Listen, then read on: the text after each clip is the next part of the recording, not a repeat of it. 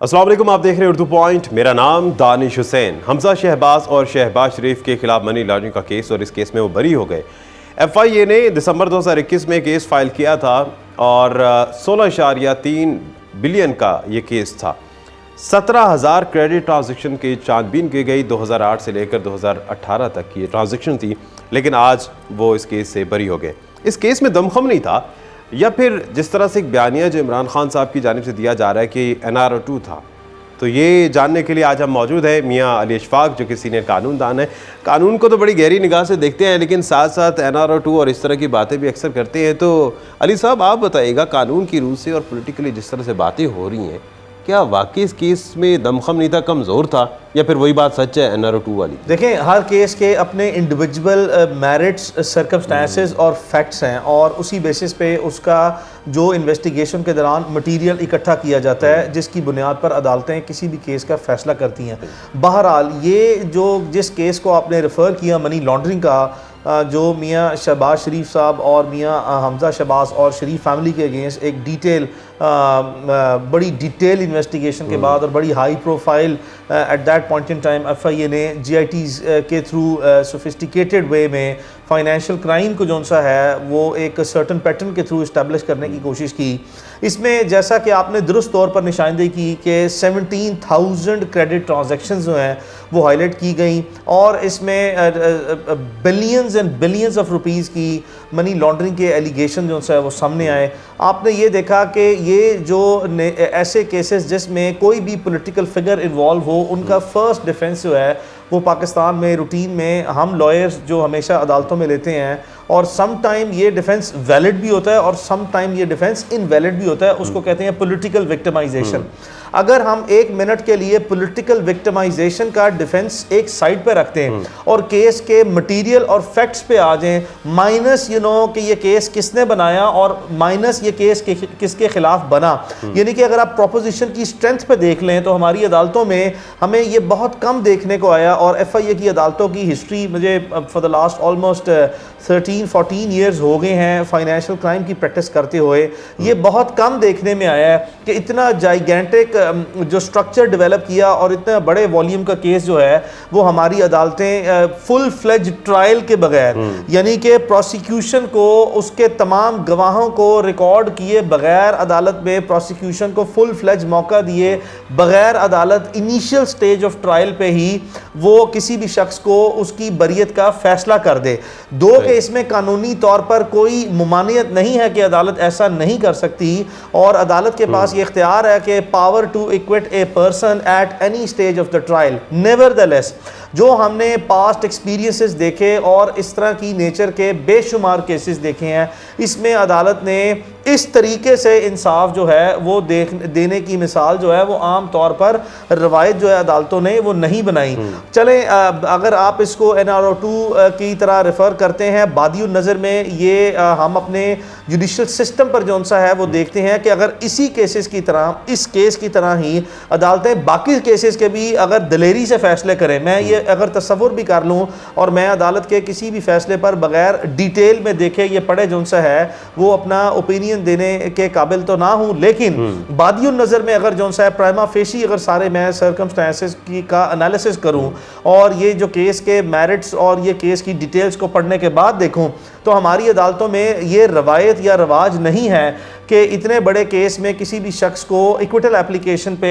Without the completion of trial वो बरी कर दें। तो अदालतों से इस्तदा यही है कि अगर यही इंसाफ का पैमाना है, और अदालतें लाजमी तौर पर समझती हैं, जिस भी मुअज़्ज़िज़ अदालत ने ये पैमाना जो है वो रखा, तो यही पैमाना जो है वो बाकी जितने इस अदालत में या बाकी अदालतों में केसेस हैं, बाकी लोगों को भी जो है इस तरह के इंसाफ से बिल्कुल भी डिप्राइव अदालतें मत करें। तो यही मेरी गुजारिश है। ये बताइएगा कि इसका मतलब तो फिर ये हुआ कि आपकी बात से जो मैं अखज़ करने की कोशिश कर रहा हूँ कि केस में जान थी, एविडेंसेस जितनी ट्रांजैक्शन की गई 28 बेनामी अकाउंट्स की, वो ठीक थी, या केस कमज़ोर नहीं था? دیکھیں میں اگر prima facie as a student of criminal law particularly جو سوفسٹیکیٹڈ وائٹ کالر اور فائنینشیل کرائم ٹرانزیکشنز میں ہی بہت زیادہ ایکسپرٹیز جو ہیں وہ حاصل کی ہیں، اس کو دیکھوں تو پرائما فیشی میں یہ قطعی طور پر کہنے کے لائق یا قابل نہ ہوں کہ ایف آئی اے کا کیس جو ہے وہ اس قابل نہ تھا کہ یہ آگے چلتا اور یہ ایک ٹرائل مکمل نہ ہوتا۔ دیکھیں ہر کیس کی ایک پرٹیکولر نوعیت ہے اور ہر ایک کیس کے ایک اپنے انڈیپینڈنٹ سرکمسٹانسز میں اس کے سکوپ کو عدالتیں دیکھتی ہیں اور اس کے مطابق جو سے کیس آگے چلاتی ہیں۔ تو یہ میں قطعی طور پر نہیں کہہ سکتا کہ ایف آئی اے کا کیس اس قابل نہ تھا کہ فل فلیج ٹرائل جو سا ہے وہ اس پہ نہ چل پاتا، بیکاز کیس کی انویسٹیگیشن جو ہے اس میں بہت سے ایسے سائنٹیفک میتھڈز جو ہیں اور بہت سی ایسی ڈیٹیلنگ جو سا ہے وہ بادی النظر میں نظر آتی ہے، اور ایسا بہت سا مواد نظر آتا ہے جس کی بنیاد پر یہ میری رائے میں، اور یہ آپ کو میں ایک جنرلی اپنا اوپینین بھی دے دوں کہ عدالتوں میں جو فیصلے فل فلیج ٹرائل کے بغیر جو سا ہے وہ ہوتے ہیں، یعنی کہ مکمل طور پر تمام شہادتیں ریکارڈ کیے بغیر عدالتیں جن کیسز کے فیصلے دیتی ہیں، بہت سی ایسی سپریم کورٹ اور آنریبل ہائی کورٹس کی ججمنٹس ہے جس میں اس طرح کے جو جلد بازی میں فیصلے یا ٹرائل مکمل کیے بغیر جو سے فیصلے دے جاتے ہیں، اس کو عوامی پذیرائی یا عدالتی اور قانونی نظام میں پذیرائی جو سا وہ نہیں ملتی۔ اچھا علی صاحب، اب اس ورڈکٹ کے آنے کے بعد نون لیگ کافی خوش ہے، ظاہر ہے بینیفیشری ہیں، تو ایک تاثر یہ بھی جا رہا ہے کہ شاید عمران خان نے پولیٹیکل وکٹمائزیشن کی ہے۔ تو اس کیس کو اسٹڈی کرنے کے بعد ابھی تو ویسے ڈیٹیل ورڈکٹ آئے گا، لیکن کیا آپ کو لگتا ہے کہ واقعی کوئی سیاسی کیس تھا، یہ جنون تھا؟ دیکھیں ہوتا یہ ہے کہ کوئی بھی ایک گورنمنٹ جب آتی ہے اور وہ کسی بھی پریویس جو بھی گورنمنٹ رہ چکی ہوتی ہے اس میں کسی بھی شخص کے خلاف جس نے کرپشن کیا یا کوئی جرم کیا کوئی بھی مقدمہ بناتی ہے، تو ہر جو سابقہ گورنمنٹ ہے وہ یہی ٹیگ استعمال کرتی ہے، اور وہی ایک انڈیپینڈنٹلی ہم لائرز کے تھرو بھی جو ہے، میں نے جیسا کہ آپ کو گزارش کی کہ بہت مرتبہ بادی النظر میں کیسز کی نوعیت اور حالات ایسے واضح کر رہے ہوتے ہیں کہ یہ واقعی ہی پولیٹیکل وکٹمائزیشن کی بیسس پہ یہ کیس کھڑا کیا گیا۔ ہر کیس پہ آپ پولیٹیکل وکٹمائزیشن کا ڈیفنس لے نہیں سکتے۔ اس کیس میں میری نظر میں ممکنہ طور پر شاید پولیٹیکل وکٹمائزیشن جو ہے اس کی گنجائش بنتی ہے صرف 10 یا 20%۔ 80% کیس کے اپنے انڈیپینڈنٹ میرٹس کو دیکھنا، اسیس کرنا اور اس پہ ڈیٹیل ایویڈنس ریکارڈ کرنے کے بعد عدالت کا رائے دینا جو ہے وہ شاید زیادہ مناسب ہوتا، اور یہ زیادہ جو ہے قابل قبول ہوتا اس عدالتی نظام میں اگر یہ جتنے بھی اس کیس کے وہ لوگ جو اس کیس کو فیس کر رہے تھے ملزمان تھے وہ بھی جو ہے اس کی فردر ٹرانسپیرنسی اور اس طرح کی باتوں سے کہ یہ NRO2 ان کو مل گیا ہے، یہ واضح طور پر جو ہے وہ کسی گورنمنٹ میں بیٹھے شخص کے خلاف جو ہے وہ ان افیکٹو پروسیکیوشن ہاف ہارٹڈ جو ہے اٹیمپٹس آف دا پروسیکیوٹر جو ہے، اور جس طرح آپ نے اس کیس میں سرکمسٹانسز ڈیولپ ہوتے دیکھے تو انڈیپینڈنٹلی جو ہے وہ یہ زیادہ بہتر ہوتا کہ اس کیس میں ایک ایسا پروسیس آگے بڑھتا جس میں نظر آتا کہ افیکٹو پروسیکیوشن ہوئی ہے، تمام گواہوں کو موقع دیا گیا کہ وہ اپنی گواہی عدالت میں دیں، اور اس کے بعد عدالت ایک بھرپور طریقے سے کیس کی کارروائی آگے بڑھانے کے بعد جو ہے اگر اس نتیجے پر پہنچتی کہ اس کیس کے تمام ملزمان کے خلاف یہ جھوٹا کیس بنا ہے تو پولیٹیکل وکٹمائزیشن کا ڈیفنس جو ہے وہ زیادہ ویلڈ ہوتا۔ میری نظر میں شاید یہ پولیٹیکل وکٹمائزیشن کا جو ڈیفنس ہے وہ اتنا مؤثر نہیں ہے ان حالات میں۔ اچھا مختصراً یہ بھی بتا دیجئے کہ شہباز رجیم آنے کے بعد کیا ایف آئی اے نے پروسیکیوشن کو سلو کیا؟ دیکھیں بادی النظر میں ہمیں یہی آتا ہے، اس کیس میں ایک اسپیشلی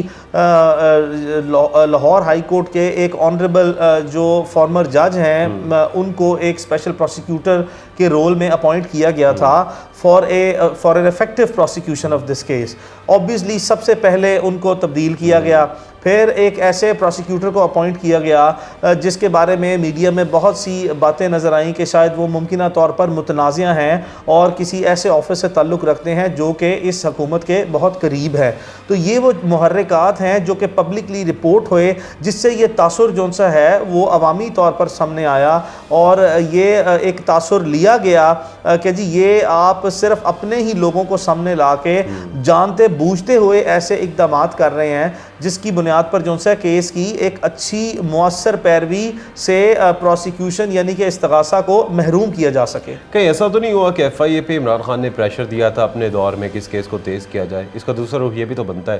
لازمی طور پر ایسا ممکن ہو سکتا ہے اور ہمیشہ یہ جہاں تک سوال ہے کہ اس کیس کو تیز کیا جائے. دیکھیں پاکستان میں ہمارے پورے عدالتی نظام میں جس کو میں ہمیشہ I have always been considering it as a curse is the delay in the judicial system. ایک طرف ہم یہ کہتے ہیں کہ ہمارے عدالتی نظام میں سکم اور خرابیاں یہ ہیں کہ بہت دیر سے جو سا ہے وہ عدالتیں بہت آہستہ کیس چلاتی ہیں اور بہت سلو ہے ہمارا جوڈیشل سسٹم, جس کی بیسس پہ بہت بے شمار ایسے لوگ ہیں, یعنی کہ 90% سے زائد ایسے ہمارے عدالتی نظام کے وہ فریقین ہیں جو کہ متاثرہ صرف اس بات سے ہیں کہ کیسز کے بر وقت فیصلے نہیں ہوتے اور انصاف تیزی سے نہیں ملتا. تو ایک طرف یہ بات ہے, جس طرح سے کہاوت کہی جاتی ہے انگریزی میں جسٹس ڈیلیڈ جسٹس ڈینائڈ, تو اس طرح سے یہاں پر دیکھیں ہم نے دو چیزیں دیکھنی ہیں. ایک تو یہ ہے justice delayed is always justice denied and at the same time justice hurried is justice buried. ان دونوں کے درمیان میں رہ کے ہم نے ایک میڈیوکریٹری اپروچ جو سا ہے وہ سامنے لے کے آنی ہے, جہاں پر یہ بھی تاثر نہ ملے کہ کئی سال مقدمے لٹکتے ہیں اور یہ بھی تاثر نہ ملے کہ ڈے ٹو ڈے جو سا ہے وہ ٹرائل چل رہے ہیں. خان صاحب نے جو تیزی لائی اس میں جسٹس ہری جسٹس بریڈ وہ صادق آتا ہے اس پر. دیکھیں اب یہ آپ نے بیلنس کریٹ کرنا ہے between justice hurried is justice bread اور justice delayed is justice denied کے درمیان میں جو سے ہم نے بیلنس کریٹ کر کے انالیسس کرنا ہے کہ دونوں میں سے کیا بات جو سے درست ہے. میری نظر میں جو اس طرح کے سوفسٹیکیٹڈ کرائم کے کیس ہیں اس میں تو چونکہ 17,000 کریڈٹ ٹرانزیکشنز ہیں اور اس کو عدالت میں صرف ایگزیبٹ کروانا, یعنی کہ ایویڈنس ریکارڈ کے درمیان یہ ثبوتوں کو عدالت کی فائل پر رکھنا اور اس کے بعد ڈیٹیل کراس ایگزامینیشنز میں ہی جو سا ہے وہ کئی مہینے جو سا ہیں اور کئی تاریخیں جو سا گزر سکتی ہیں. تو عدالت نے اگر اس کیس کو تھوڑا سا مناسب طور پر مؤثر طریقے سے اگر تیزی سے جو سا ہے وہ چلایا, یعنی کہ مؤثر طریقے سے اسموتھ پروسیڈنگ چلائی, تو اس کو اس طرح کوالیفائی نہیں کیا جا سکتا کہ یہ کیس تیزی سے چل رہا تھا. آئی تھنک یہ نارمل پیس پہ جو سا کیس چل رہا تھا, لیکن اوبیسلی جو سا ہے جو ٹرانسفرز وہ کی گئیں اور جو اسپیشل پروسیکیوٹرز تھے, جو specially appointed outsource prosecutor تھے اور اچھی کریڈیبلٹی کے پروسیکیوٹر تھے, ان کو ہٹانے کی بنیاد پر جو ہے لازمی طور پر ایسا تاثر آیا کہ آپ نے اپنے ہی لوگ جو ہیں وہ لگائے ہیں تاکہ وہ افیکٹو پروسیکیوشن کرنے سے قاصر رہیں, جس کا براہ راست فائدہ جو ہے وہ ملزمان کو ملے. اس نوعیت کے کیس میں بارِ ثبوت کس پر ہوتا ہے؟ دیکھیں بارِ ثبوت جو ہے وہ تقریباً تمام کیسز میں جو سا ہے تقریباً تمام طرح کے جو کیسز ہیں اس میں ہمیشہ انیشیل جو برڈن آف